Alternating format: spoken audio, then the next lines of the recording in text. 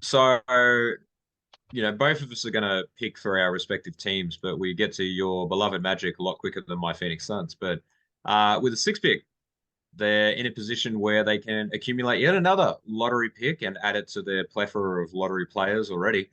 So at this point, I've stayed consistent. I'm going to draft a player. I think they should take Hendricks because it's the best player on the board, hopefully by this point.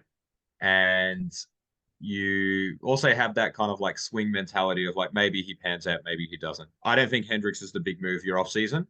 I actually don't have any of your moves really as being things. I think you guys are actually quite good last season. I think you've got a really good core and you made a legitimate, I think you made a little bit of a playoff push, but you also were hoping that you didn't do too well so that you could get that lottery pick. And I think with a right mindset shift, so maybe that can be one of your dot points, a mindset shift to actually push to the playoffs. I think you could easily be in the play-in contention. Um, so you've got Hendricks. You're going to get rid of Harris. Gary Harris needs to go. We both acknowledge that that was a weird contract. You're actually in a position to not pick that option up. So that's 13 million off your books, and there's no reason to ever look at Gary Harris again. And then you might find this one interesting, but we acknowledge that Orlando is young and they need some vets. And this is an odd trade that may or may not work, but you'll tell me.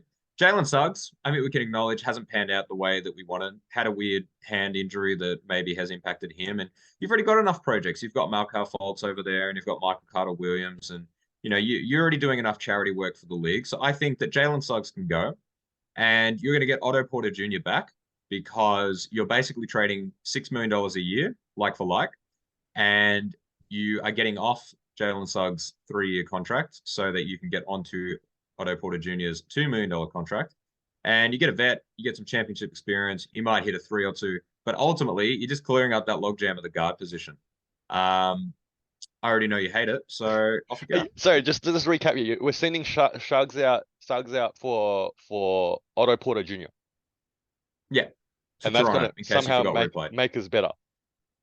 No, I just think it just clears up your guard situation. All It clears right. up your Hey, guard situation. you know I what? feel like you wanted all these Hail Mary options. I feel like Hey, you hey, hey, wanted hey, every team to hey, go look, from bottom hey, to championship. hey, look, So last week I pitched let's trade for Ja Moran. I still stand by that. It's not going to happen, but that's okay. It's actually funny. We're actually pretty much on the same page for the Magic. Okay. I think firstly, you're absolutely right. We have a logjam at the point guard position. Okay. I've sort of continued last season to make the case that I personally think Cole Anthony should be the guard that's given more minutes versus Fultz. Okay. But Fultz has look had a solid year. His trade value, if he was put on the market right now, is probably relatively high. Okay. Then we got Suggs, obviously, who's underperformed in the 2 years or so now that he's been in the league. And, where do we go from here? Okay. I think the second point here, and this goes with the Detroit sort of take as well here, is that again, I'm not going to spend too much time on this. I think Bol needs more minutes. Okay. All right. I think that you can continue to give him that sort of opportunity, with the lineup that we got. Look, I don't know internally rotations and minutes choices why they obviously cut down his minutes when I think Wendell Carter Jr. came back and so on and so forth. We moved Bamba, obviously, to free up some more minutes there in that sort of sense. Look, play the kid. Let's see what happens. Let's see what we can do with him and go from there. Again, if we sell him at a high sort of trade value at the sort of the trade deadline, then sure, let's just do that. Okay. But we got to give him minutes to get him to that point first. I think the trade here though, okay, and I pitched a trade. And it's funny again that you picked the Toronto Raptors to make a trade with because I've got them as a trade partner too, and but I'm going a little bit more adventurous here. All right, we're talking about trades that make our team better.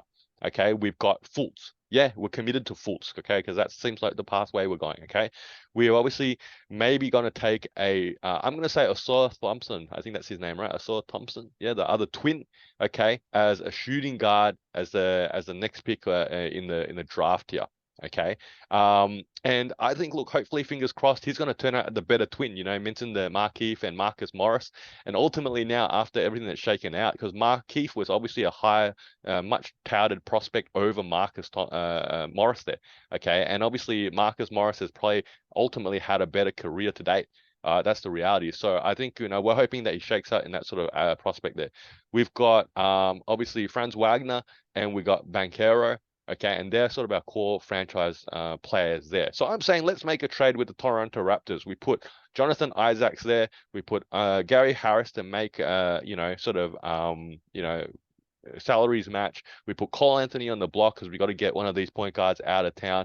And you know what? I guess we do have to shift a key player to bring back a key player, right? So I'm saying we put Franz Wagner on the block there too.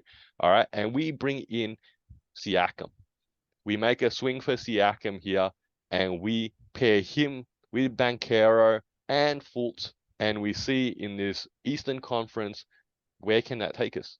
And that is my trade, and that's what I'm saying we should consider in the offseason. Yeah, look, that Jonathan Isaac contract, I looked at trying to get off of that because I think we acknowledge that he does not have the knees, and that's actually the most expensive player on the roster, surprisingly.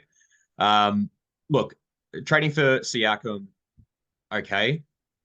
Look, we talked about this last week. You seem to be very low on Wagner. I don't know why you are. I think Franz has real potential to be on your team for a long period of time. Siakam is, you know what, might help you for that playoff push, but I think it hurts you in the longevity.